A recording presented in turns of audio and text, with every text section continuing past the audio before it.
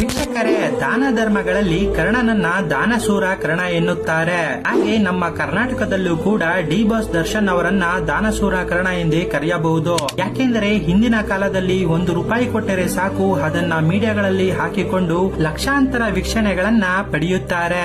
ಆದರೆ ಯಾವುದೇ ರೀತಿಯ ಮೀಡಿಯಾಗಳನ್ನ ಬಳಸದೆ ಮತ್ತು ಮೀಡಿಯಾಗಳನ್ನ ಅವಾಯ್ಡ್ ಮಾಡಿ ದಾನ ಮಾಡುತ್ತಿರುವ ಏಕೈಕ ವ್ಯಕ್ತಿ ಎಂದರೆ ಅದು ಡಿ ಬಾಸ್ ದರ್ಶನ್ ಅವರು. ವೀಕ್ಷಕರೇ, ಅದಕ್ಕೆ ಒಂದು ಉದಾಹರಣೆ ಎಂದರೆ ಜಿ ಕನ್ನಡದಲ್ಲಿ ನಡೆಯುತ್ತಿದ್ದ ವೀಕೆಂಡ್ ವಿತ್ ರಮೇಶ್ ಶೋಗೆ ದರ್ಶನ್ ಅವರನ್ನ ಇನ್ವೈಟ್ ಮಾಡಿದ್ದರು. ಆಗ ದರ್ಶನ್ ಅವರು, ಸರ್, ನಾನು ಬರಬೇಕೆಂದ್ರೆ ನನ್ನ ಎಪಿಸೋಡ್ಗೆ TRP ಇಂದ ಬಂದಂತಹ ಸಂಪೂರ್ಣ ಹಣವನ್ನ ರೈತರಿಗಾಗಿ ಕೊಡಬೇಕು ಎಂದು ಷರತ್ತನ್ನ ಹಾಕಿದ್ದರು. ಆದರೆ ಇದನ್ನ ಜಿ ವಾಹಿನಿ ಮೊದಲು ನಿರಾಕರಿಸಿತ್ತು.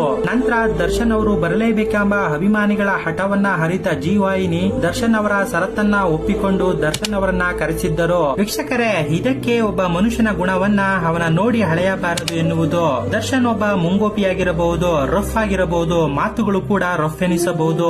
ಆದರೆ ಮಗುವಿನ ಮನಸ್ಸು ದರ್ಶನ್ಗೆ ಇದೆ ಎನ್ನುವುದನ್ನ ಮರೆಯಬಾರದು. ವೀಕ್ಷಕರೇ, ದರ್ಶನ್ ಅವರು ಇಂದಿಗೂ ಕೂಡ ಯಾವುದೇ ಕಾರ್ಯಕ್ರಮಕ್ಕೆ ಹೋದರೂ ಆ ಹಣವನ್ನ ಬಡ ಮಕ್ಕಳಿಗೆ, ಅಂಗವಿಕಲರಿಗೆ ದರ್ಶನ್ ಅವರು ನೀಡುತ್ತಾರೆ. ವೀಕ್ಷಕರೇ, ಇದಕ್ಕೆ ಅಲ್ಲವೇ ದರ್ಶನ್ ಅವರನ್ನ ದಾನಶೂರ ಕರ್ಣ ಎಂದು ಕರೆಯುವುದು. ವೀಕ್ಷಕರೇ, ನೀವು ಕೂಡ ದರ್ಶನ್ ಅವರ ಅಭಿಮಾನಿಯಾಗಿದ್ದರೆ ಈ ವಿಡಿಯೋಗೆ ಒಂದು ಲೈಕ್ ಮಾಡಿ ಮತ್ತು ನಮ್ಮ ಪೇಜ್ ನ ತಪ್ಪದೇ ಫಾಲೋ ಮಾಡಿಕೊಳ್ಳಿ.